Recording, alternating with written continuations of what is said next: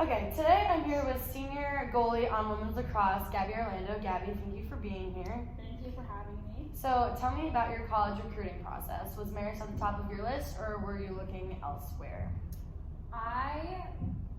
My recruiting process started pretty late because I really wasn't that good until like junior year, but it normally starts like sophomore year.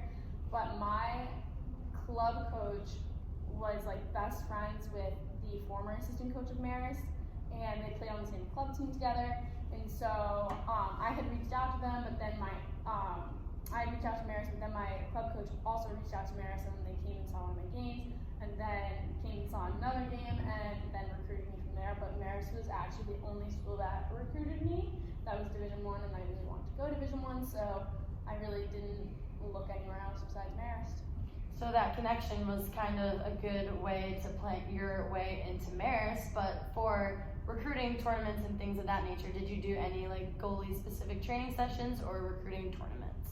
I did one camp, but it was before high school, but my assistant club coach was a goalie specific coach, so like every time I went to practice or anything like that, I got to just do like specific goalie stuff, so I didn't go to any other like tournaments or like events for that. So your team is currently in the off season and training for the spring 2022 season. How was the dynamic of the team different in the off season than during MAC play? Honestly, they're pretty similar, except for like in the fall the dynamic I guess is more just focused on skills and like refining all that versus like in season it's more we focus a lot on ourselves, but also on like the opponents we face and like what their skills are versus what ours are and what we have to do to like combat it and all that.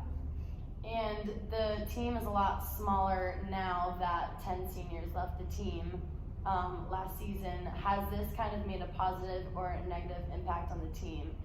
Granted that many players are no longer on the team.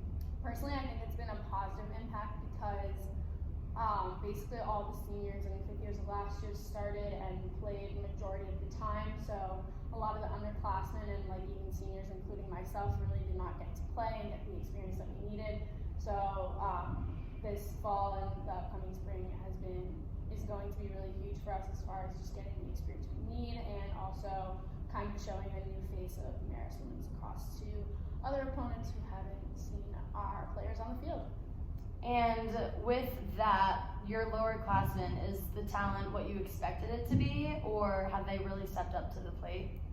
They have for sure stepped up to the plate and taken honestly like the roles that they deserve and that they fit. Granted, like that they didn't really get to do that last year, so it's been really exciting to see people excel in things that they do really well. And because lacrosse is a very team-oriented sport and team culture is important for the success of a team, in what ways does your team bond on and off the field? We all love to go out, and honestly, aside from that, we do a bunch of team bonding stuff, whether it's like pasta parties or pizza parties or just like watching movies together, or just hanging out in the library or in the gym or McCann or wherever it is. So we're all always just around each other no matter what it is.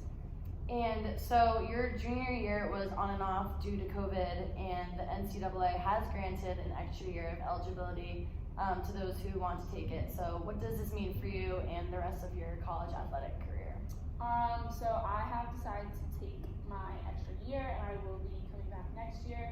Also for the fact that I'm a double major, so I'm coming back to like finish up my additional credits that I need for my second major. And I'm really excited about that and to be able to play another year. And what is your major? I'm a double major in communications and then digital media.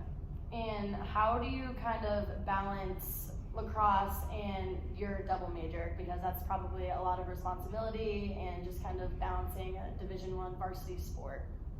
A lot of it's time management and just making sure I get my stuff done when I need to get it done, and like also saving time to like relax and not holding things up to the last minute. And there's a lot of talk about team culture and just kind of the relationships between players, but what is the relationship like between the coaches and the players? With our head coach, he's been head coach it's been a very like fluid relationship and has always been ever since I've been here too. So it's like you can go to her with anything, she can come to us with anything, and she went to Marist too, so she like is fully like aware of the community and everything, is non-judgmental, and it's honestly just a pretty positive relationship. Gabby, thank you so much for being here. Thank you for having me. Good job, Gabby!